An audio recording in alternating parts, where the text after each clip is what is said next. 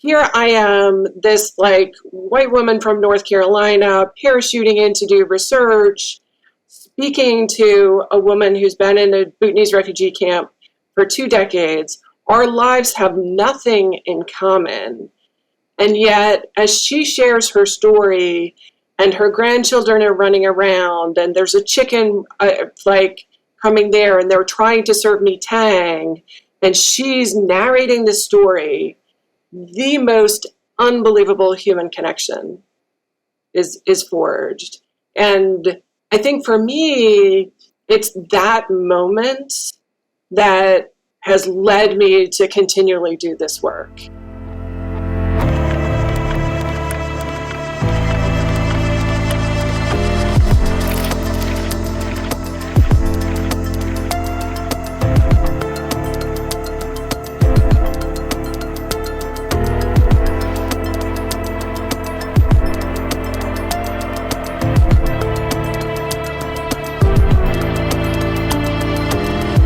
Welcome to the Prison Cells podcast. I'm your host, Robert Craig, and with us, as usual, is Tank Johnson. Tank, how are you doing today? Doing good. Great. We're lucky to have with us for the second week in a row an intern that's working with abolished private prisons, doing some very interesting data research for us, Ali Hakala. Ali, how are you doing? Great. Thanks for having me. Thank you for being here. And John, I'm going to turn it over to you to introduce our special guest this week, John Dacey, Executive Director of Abolished Private Prisons. John, how are you doing? I'm doing fine, staying cool indoors in Phoenix at this time of year. It's my pleasure to get to introduce Suzanne Shanahan, the Executive Director of the Center for Social Concerns at the University of Notre Dame.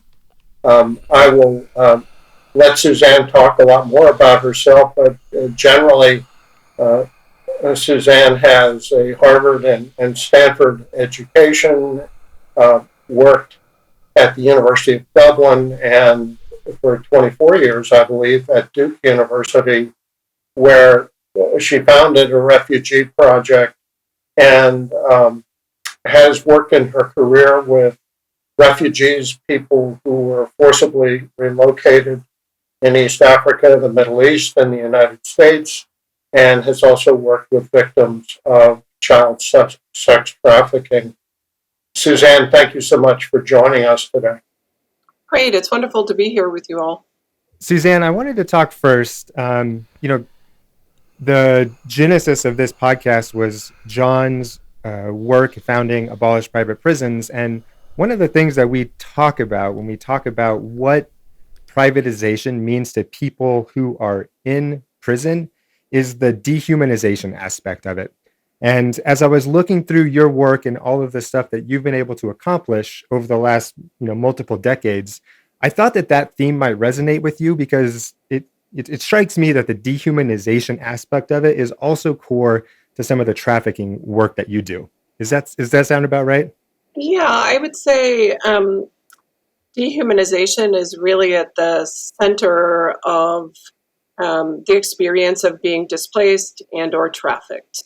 And I think that for many folks,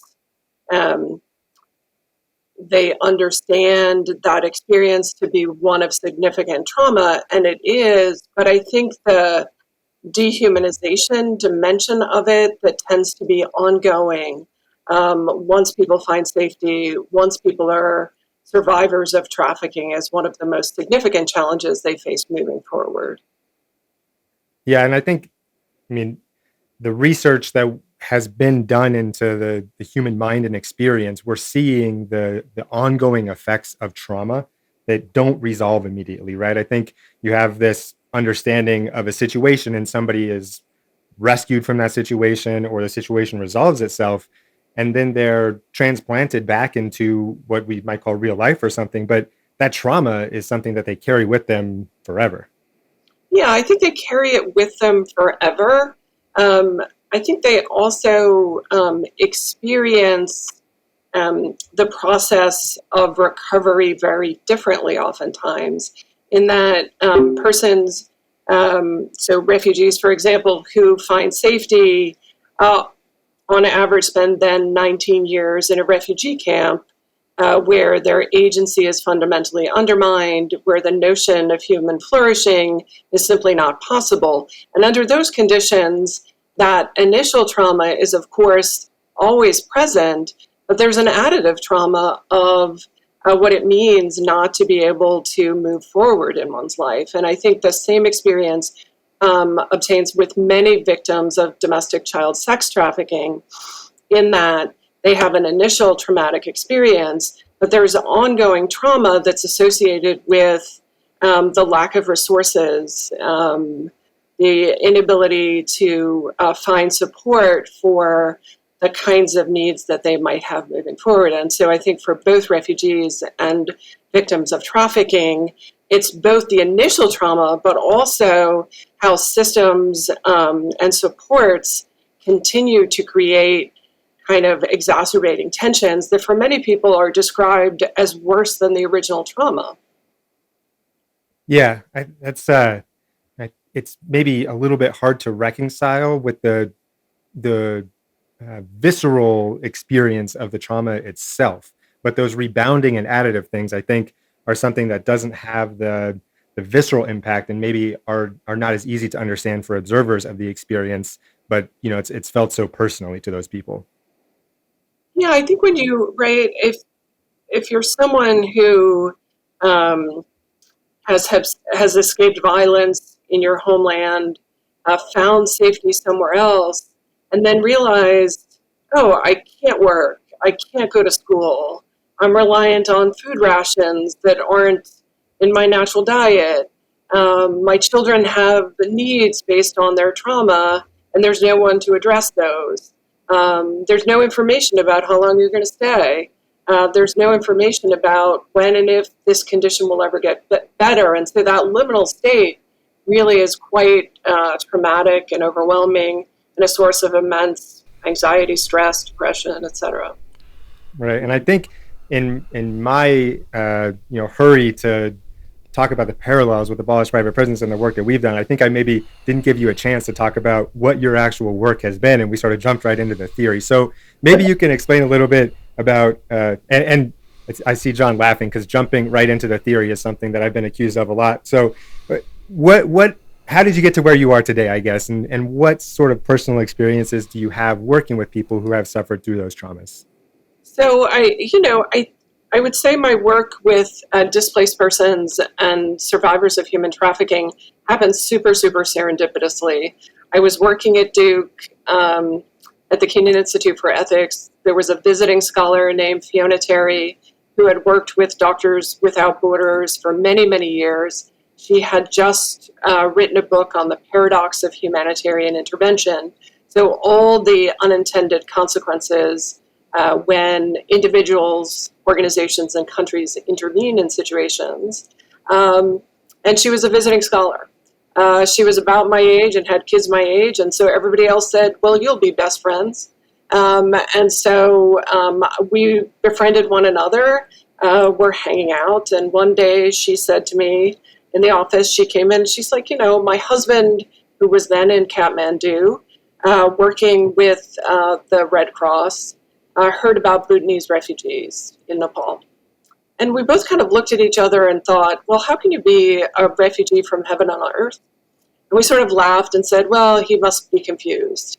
2 days later, there was an article in the Durham Herald Sun saying that Bhutanese refugees were being resettled to North Carolina. And I think the two of us just sort of instantly thought, we need to explore this. We need to understand what's going on. What is this population? Who are they? And what is the experience going to be like for them after having spent 2 decades in remote refugee camps in eastern Nepal to suddenly be plunked down in Durham, North Carolina, and many other places in the United States. And so I think it was this super kind of off the cuff, this is super interesting, an opportunity for us to do something together that really got me started thinking about it. And I think much of my work since that time has been about understanding how policies and approaches to radical displacement can be made more humane, more merciful, and enable people to develop a meaningful life by actually asking people affected by it. And I know that sounds like a trivial, simple thing to do, but what was interesting is at the time when I started this work about 15 years ago, there was really limited conversation with those most affected. And so all of my work and my work with other faculty, with students, graduate students, has always used something called a life story method, where I ask people 5 questions about their life. What's a typical day? What are the most meaningful events in your life? Describe your family, friends, social networks. Describe your health and well-being. Describe your sense of religion, values, spirituality. And then I end by, if your life were a book, what would its title be? And these are totally open-ended, semi-therapeutic interviews where the person having conversation with gets to direct where the story goes. I never ask a person about traumatic experiences. I never question people's facts. This is not my investigation of truth. It's my way of trying to understand stories people tell after horrific events in their life as a way that they survive moving forward, right? And victims of trauma tell stories that enable them to make it through the day, and day after day after day. And so stories may include horrific events that neither you and I could ever fathom, but oftentimes they're also stories, right? They're love stories, they're funny stories, they're stories of when couples met, when people had their first child, when they fell out of a tree goofing around. They're, stories like anyone else might tell about their life, and the stories give them an opportunity to reflect on their life that includes trauma, but also includes happy moments, includes challenging moments. And then for us, what we try to do is understand within that broader narrative and those stories, which can last between 2 and 11 hours, some people talk on and on and on, is to understand what their challenges are without getting them to deep dive and tell a story that may be hard for them to tell. If someone wants to tell a story of being gang raped, I am more than willing to listen to it. If they want to simply imply they were gang raped, that's fine too. If they want to leave it out of their story altogether, I'm happy with that as well. This isn't about fact-finding. It's about a moment where they can reflect on their humanity and feel good about it. So, with this kind of data, what I try to understand are places where policies can intervene to enable people who've had these experiences to thrive. And so, in thinking about displacement, and as we were talking about this relationship between kind of initial trauma and the trauma of like massive daily ambiguity, is one that comes really clear. That people have an extraordinary ability to survive trauma, but being warehoused in a camp for decades is corrosive every minute of every day of every year. And that creates another set of conditions that require a different kind of intervention in terms of mental health, in terms of supports.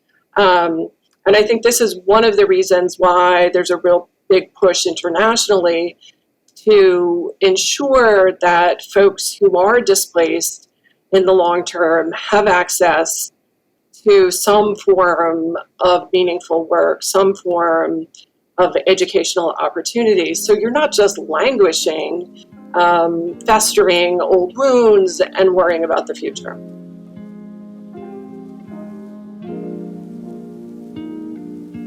At APP, we believe the only way to truly end for-profit prisons in the United States is to challenge the constitutionality of private for-profit prisons in the courts. And with your help and moral courage, we will succeed. Completely donor-funded, we ask for your support.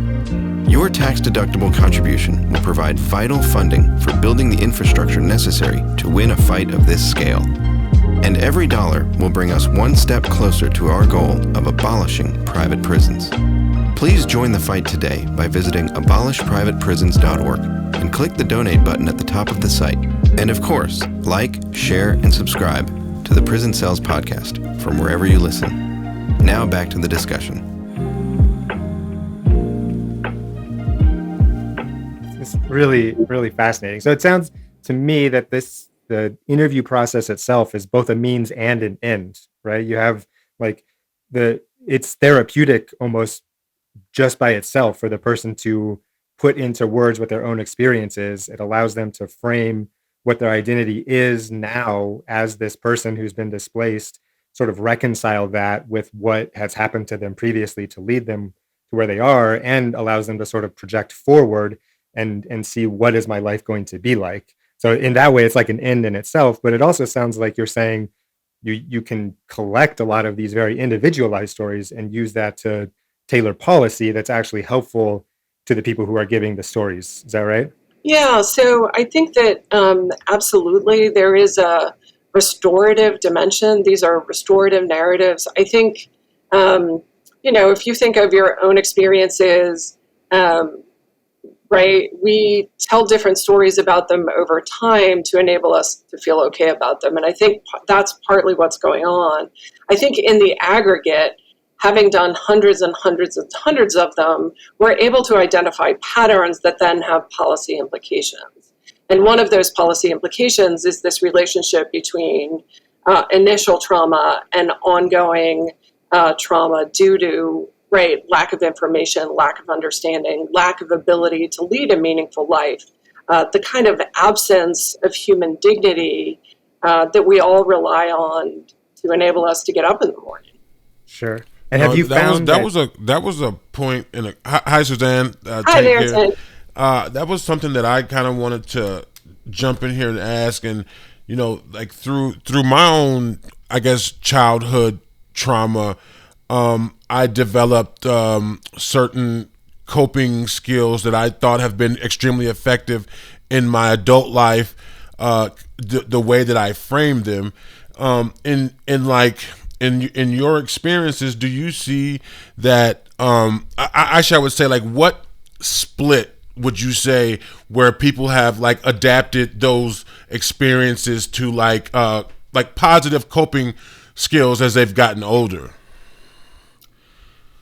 So I think that I think with the case of I think the older someone is, I think the more effective the strategies become. I think oftentimes when people are super young, the strategies that enable them to survive the kind of, horrific trauma they're experiencing are ones that cut them off from kind of reality, cut them off from, the kind of institutions that would enable them would provide support with them or something like that. Does that make sense? I think there is, in both cases, this really important process of a narrative that enables a person to kind of see the trauma, understand, sort of this space of being a victim, but then also embracing their survival moving forward as a really empowering element of who they are moving forward. But I do think oftentimes, for young people, it means they're apprehensive about seeking medical care when they need it when they're older, or seeking resources that are readily available because they have apprehensive kind of they've internalized a kind of fear of institutions, disappointment with institutions that can be really challenging. Whereas oftentimes adults will have sort of a previous institutional experience that they can return to once they have a sense of restoration in themselves. Suzanne, you obviously are interacting directly with people who are the subject of forced relocation, presumably also people who are caught up in the sex trafficking trade. Would you please talk a little bit more about your own personal journey into this world? And then secondly, have you found that your own life has been enriched by these personal interactions? Yeah, so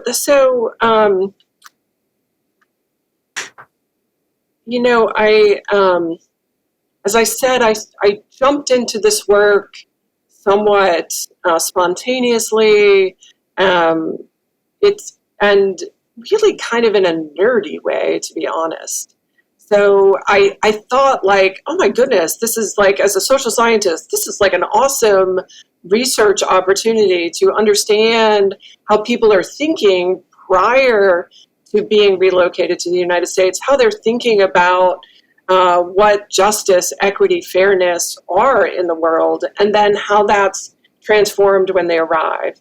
How their sense of what the dimensions of well-being look like when they're still in refugee camps, and how that changes when they come to a place in the United States. And so for me, I have to say, like, super nerdy, super social sciencey, before and after, a classic study. And I think it was really my first conversation in a Bhutanese refugee camp. There were previously 10 camps in eastern Nepal, and I was in a camp called Beldangi 2, and I was having a conversation with a woman who had attempted suicide, and it was not clear immediately the cause of that, and I realized that there was concern about suicide across the camps because there was a fairly high rate of suicide in the Bhutanese refugee camps, but there was very little direct conversation with folks who had attempted suicide or their families. And I was overwhelmed by her openness, that I asked her questions that were just about how she was thinking, to describe her life, and the sort of floodgates opened. And I think this is the most extraordinary thing about this kind of work, is that there's a moment in that conversation of the deepest, most profound kind of human connection I've ever experienced, right? Here I am, this like white woman from North Carolina, parachuting in to do research, speaking to a woman who's been in a Bhutanese refugee camp for 2 decades. Our lives have nothing in common. And yet, as she shares her story, and her grandchildren are running around, and there's a chicken coming there, and they're trying to serve me tang, and she's narrating the story, the most unbelievable human connection is forged. And I think for me, it's that moment that has led me to continually do this work. That it's a moment that I recognize, and it's a moment that she recognized, that we were connected in some profound way. And we shared something that neither of us would have seen or understood before. And I think, sort of overwhelmingly, my research includes undergraduate students and graduate students. And part of my objective in this work is to allow them to see those human connections with people that it seems so foreign, so distant, so other to them, and know that we have a common journey to take together. And for the students to understand that that is a forward-moving obligation forged in that connection for them to do something about the suffering of that woman and other women like her in the camp. And so I think for me, that's sort of how I got into it and why it's so important. I also, I'd say I keep the nerdy dimension is really still very much a part of how I think about this work, in that I think there are spaces, especially around trafficking, sex trafficking in particular, but also refugee spaces, where the most obvious answer, the commonsensical answer, is just not what's going on. And I think we need to interrogate the assumptions we're making about people, but that has to be their voice, not ours, right? I think in a lot of these situations, policymakers, right, people who are super well-meaning are the voice of the person in the situation, and we need to hear more directly from them to understand. So we stop this kind of intervening in ways that's not what people want, what they hope for, and what they need. Wow. So a question that I have would be, in your efforts to gather this information and look at what makes these situations go on, what's the largest example of like pushback from, or have you ever had any pushback from any establishment while you were seeking to just find out the impact things have had on people? So I guess I haven't had a whole lot of pushback on the impact, right, sort of on the interrogation of the questions or engagement with the issues. I think like, and this is going to sound somewhat strange, I think where I get the greatest impact is in a kind of a bureaucratic sense of helplessness, right? I don't know if that makes sense. And so let me just give it makes a lot of sense. Let me give you like a totally random example. So done a whole lot of work in the North Carolina community with newcomers, overwhelmingly refugees from Afghanistan, Syria, Iraq, Congo, really all over. Durham is really a hub of resettlement. And, sort of there was a period where lots and lots of folks were coming to Durham. Families had kids who'd never actually been in school.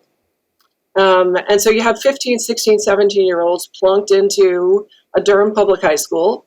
Having children in Durham public schools myself, not the funnest place. Certainly a hard environment to jump into when you don't speak the language. And so they would be in Durham public schools. Durham public schools requires every student to take the ACT. They have some financial arrangement with the organization. So they all take it, as do the newcomer students. There were a small proportion of newcomer students who had been to school and who were actually very good students, despite the fact they didn't speak English. They would be required to take the ACT and would do abysmally, which would make it very hard then as they thought about transitioning to third level, to college, et cetera, right? Because they have, a 5. And they're very smart, very accomplished, but they have a 5. Turns out that if English is not your native language, you are entitled to time and a half. But time and a half requires somebody to fill out a form. Form takes 10 minutes. Well, we don't know who fills out the form. And nobody can figure out how to fill out the form. Same thing, right? Right? Many sort of newcomers come in and they excel in mathematics because there's not a lot of English. Take the ACT. You actually need a calculator to do well on the ACT. They're sending the newcomer kids in who don't have a calculator to take the ACT. There is a room somewhere in Durham with lots and lots of calculators. Where is the room? How do we figure out how to get calculators from room to the students, right? And it's that sort of like bizarre, like, right, why does it take 30 days to get people onto free lunch? What are they supposed to do for the first 29? Right? Who created the 30-day rule?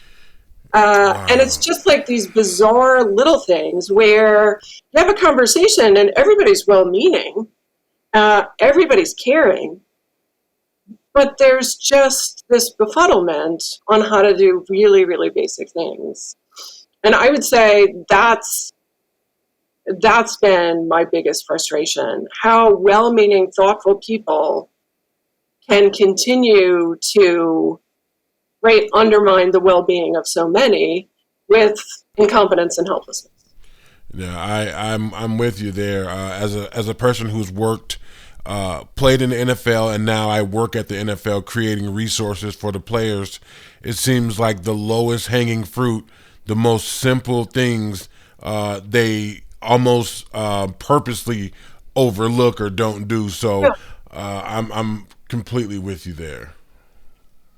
I wonder if either of you guys has a thought about why that is. I mean, one of the issues that John and I have dealt with is like getting people to care enough to do something, right? Like we have this problem that when we explain the problem to people for the first time, that is making profit off of somebody who doesn't have a choice in the matter because they're sent to a private prison facility, or all of the other ways that value is extracted from this person when they're in the criminal justice system. Almost universally, there's some outliers, but almost universally, people understand that it's a problem. They get the moral issue with the extraction of value from another human being. But there seems to be this additional step, which is like, well, maybe it's even two steps now that I'm saying it out loud. There's a step like to go from the moral idea of admitting it's wrong to caring about the person. And then even once you care about the person, you have to meet some threshold level of caring to do something about it, to actually, okay, I'm just going to go figure out where that room with calculators is and pay somebody $10 an hour to like hand them out to somebody or something. I wonder if there's like, if you have thoughts about why that final step is, or if there's solutions to get people to like make that final leap. So I think from my perspective, you've described this really well. I think most people, like when you identify their problem, they're like, oh yeah, right? Like it's a problem in North Carolina. They don't teach primary literacy for folks. So if you're in high school and haven't never learned to read in Kinyarwanda, you're not going to learn English. Oops. Right? Like that just seems bizarre. Everybody knows it's bizarre. Everybody wants to be supportive, right? But I think like being able to identify a moral problem and doing something about it are two fundamentally different things, right? And this is true of any moral question, right? People know what's right and wrong by and large. They still do bad things all the time, right? And so how do we get people to understand that, right, not allowing a significant portion of a high school population to learn to read is actually their responsibility. And I'm not sure how one does that. I think, sort of my strategy is a whole lot of pestering, but but that's totally ineffective. I think it's really easy to take those things that, it's like your email. The emails that are going to require some thought, you don't answer immediately. And then it's like a week later and you're like, oh no, I got to answer that. I don't really know what to say. It's another week. And I think there's a little bit of that going on. Like, sort of the person you're talking to is like, yeah, there's a room with calculators. Who knows where the room is? Like, who do I call to ask? And that's where I think people allow their lack of knowledge and lack of understanding to be an excuse for moral action. And I think that's right. As you talk about private prisons, or you talk about the treatment of newcomers, or right, everything in public schooling, there's a whole lot of excusing of one's lack of moral action, I would say. And that's a pretty pervasive phenomenon. Yeah, it's there's been a lot of ink spilled about the difference between like a moral action and like a moral inaction, and whether there's like moral blame to be assigned if somebody could easily do something moral and chooses not to, right? It's like a persistent human problem that I think, Right, and I think, sort of, I'm a huge Hannah Arendt fan. Sort of the post-war political theorist. And she, sort of one of my favorite quotes in her work is essentially the line that, the sad truth, this I'm paraphrasing, the sad truth is that most evil is done by people who never decide whether they're going to be good or evil, right? And I think one of the greatest evils, right, if we want to use that term, are the people who just let it drop to the bottom of their email queue, or who say, oh, it's too hard for me to figure it out, or who just walk on by, right? And I realize that not every human being can address every evil, but I think we need to, in our daily life, have an approach that's, we're going to be a whole lot more self-conscious about engaging in these things in a very routine way. I think I'm going to not get the quote exactly right, but I think it was Martin Luther King who said like one of the greatest impediments to civil rights is the white moderate, who just like, it's that same issue. The people that are like content to go about their daily lives without confronting serious injustices in the world are the biggest impediment, just because they're a huge block of people who are just choosing not to engage. Right, and they think that by having a moral perspective, they've done their duty. Right, their work is over. Totally. They've made the comment, they can move on. Right. It's slacktivism is the new word that we talked about, like, Twitter activism or something. I changed my avatar to a Ukraine flag, and I've accomplished something this week. Suzanne, I'd like to ask you a little bit about what's going on with the Center for Social Concerns. I see a parallel between the kind of work you were doing with refugees and trafficking victims. So you have people who are forcibly relocated into a different culture in the criminal justice system. Someone in Vermont may be sent to Tallahatchie or a private prison, for example. Maybe a violent culture is where they're going for the next number of years. And then they're going to return a changed person, potentially with PTSD. I wonder if, first of all, if you see a parallel between the needs of people in those circumstances and the people you were working with in the refugee and sex trafficking circumstances. And secondly, how is the Center for Social Concerns at Notre Dame addressing that circumstance? So I would say absolutely, right?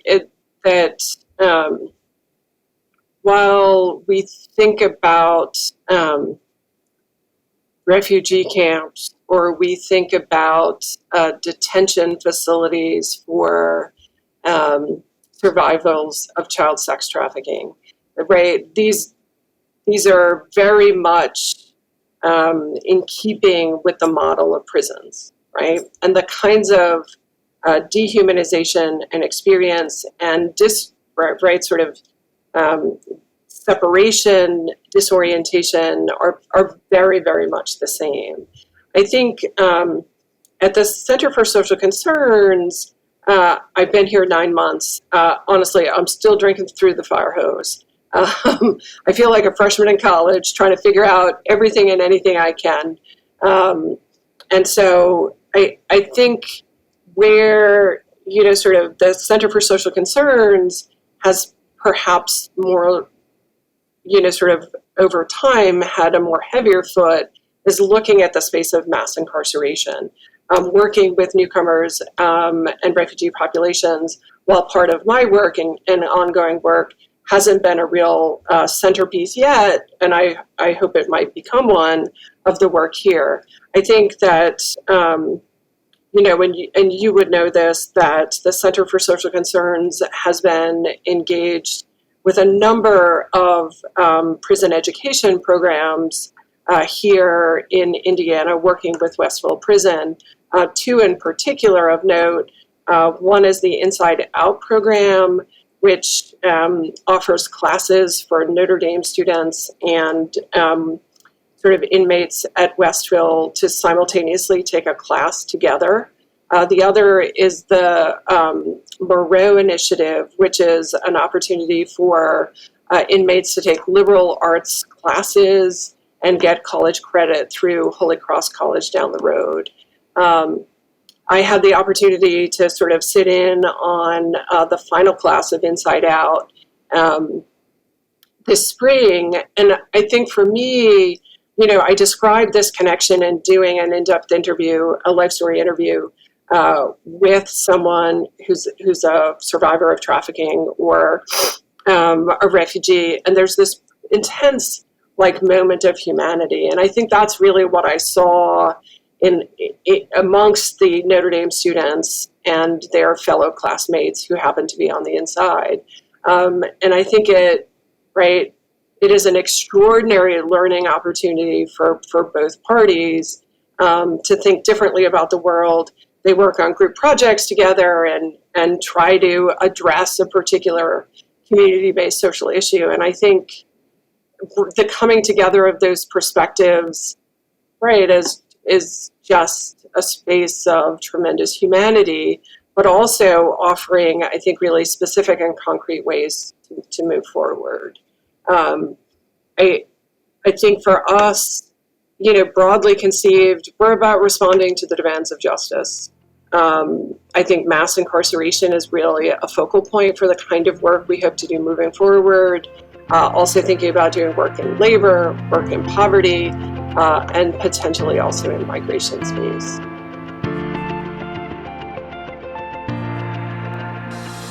There are many ways to get involved with the Prison Cells podcast, build your moral courage, and help us eradicate for-profit prisons in the U.S.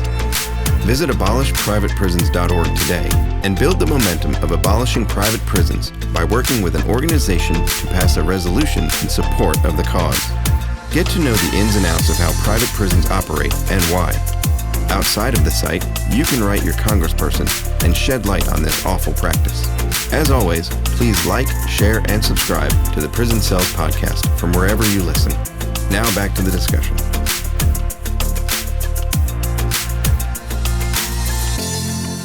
I think before we move on from the Center for Social Concerns at Abolish Private Prisons, through the connection with the center and with John, we've been very lucky. We got, not through the center itself, but from people that we've met through there, a really great amicus brief in the case that we filed in Arizona from the perspective of sort of an ethical mindset into the private prison industry, and also some business ethics, which is an interesting perspective that we hadn't talked about before. And we also got the opportunity to work with some students inside of a facility and work with them on some projects to help abolish private prisons, and at the same time let them develop some practical skills in terms of marketing and sort of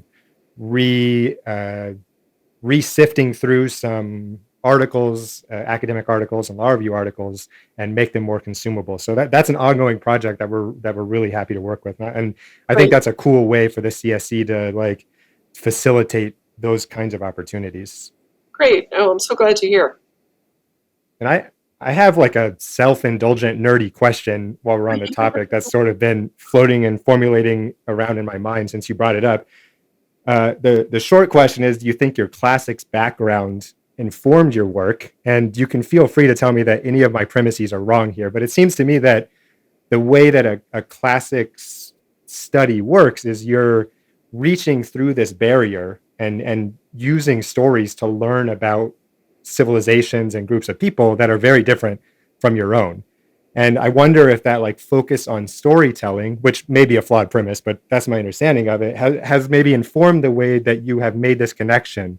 You go and talk to people and let them tell stories in a way that sounds like this oral tradition that was, from an ancient society, and then use that to make this human connection, which strikes me as something that's very similar to what's going on when we study the classics. And I wonder if you've ever, directly made that connection before, if it's something that you explicitly thought about, or how that's informed your work. Yeah, so it's funny.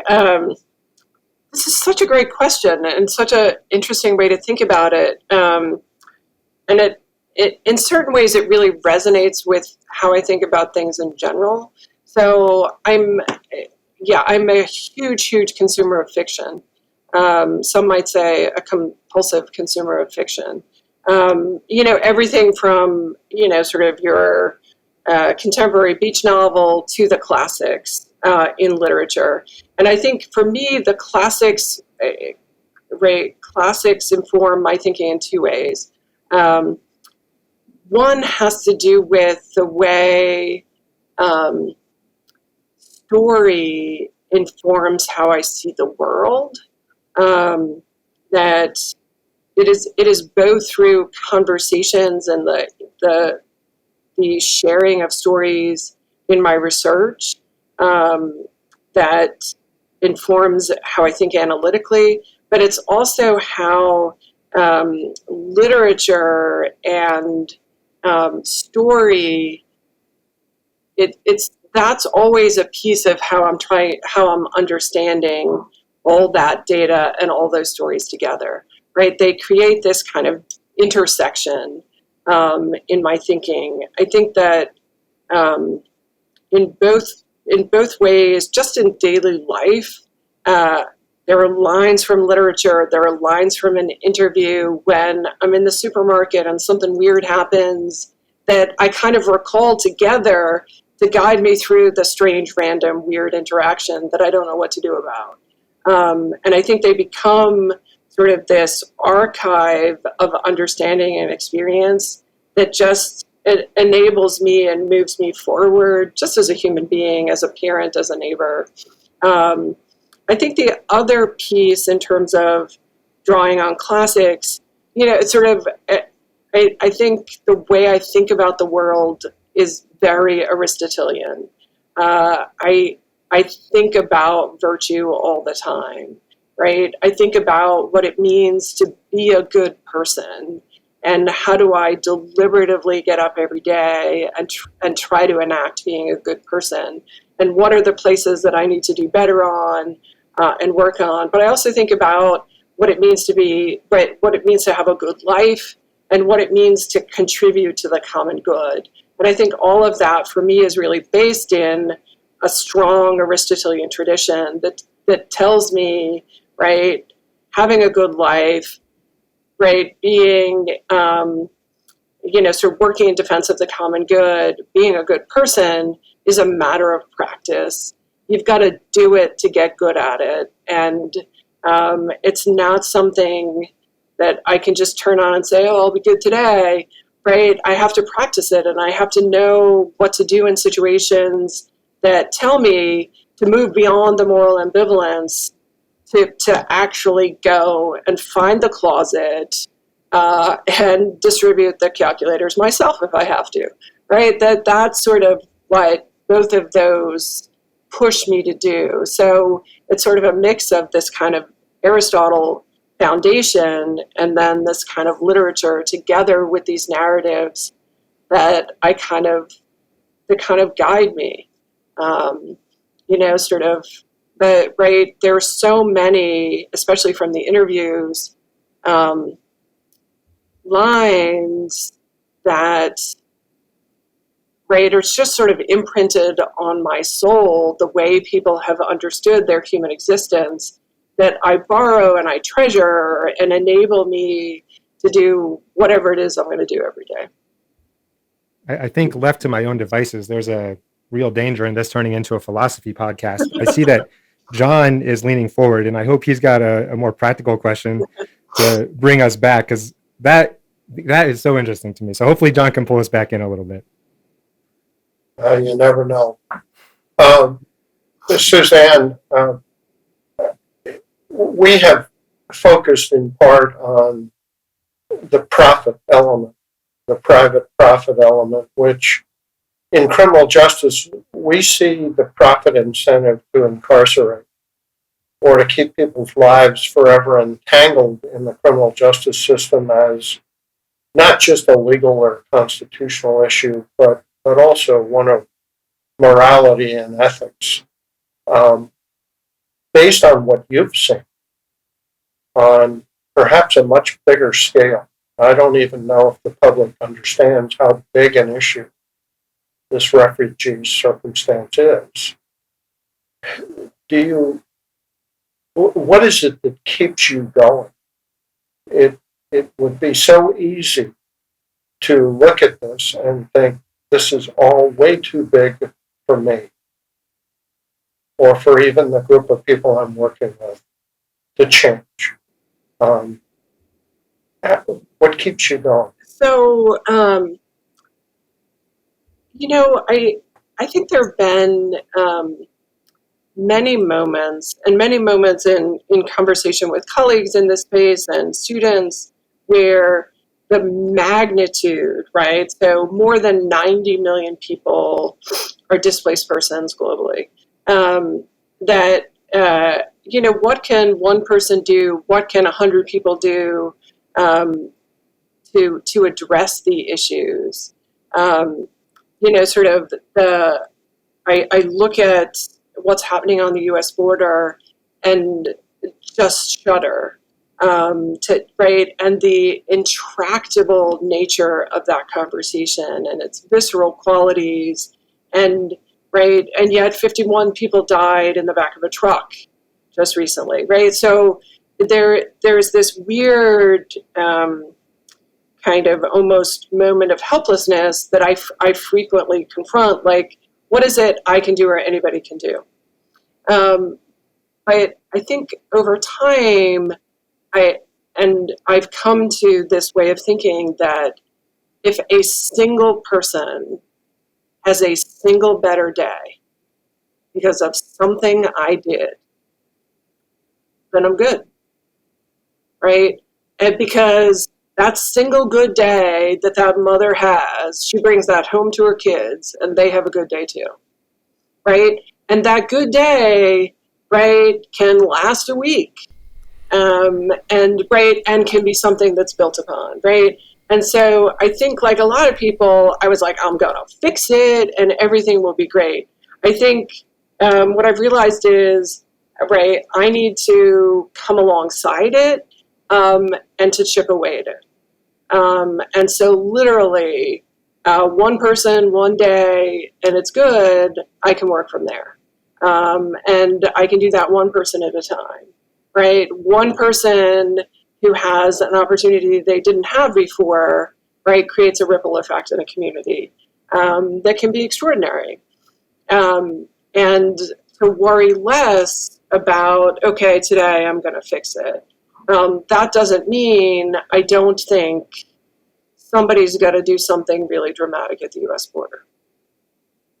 And so, for example, perhaps taking the stories of a number of people in these private for-profit immigration detention centers at the borders. Yeah. And working that geometrically into much larger policy work. Right. And so how do you take the individual and aggregate it up?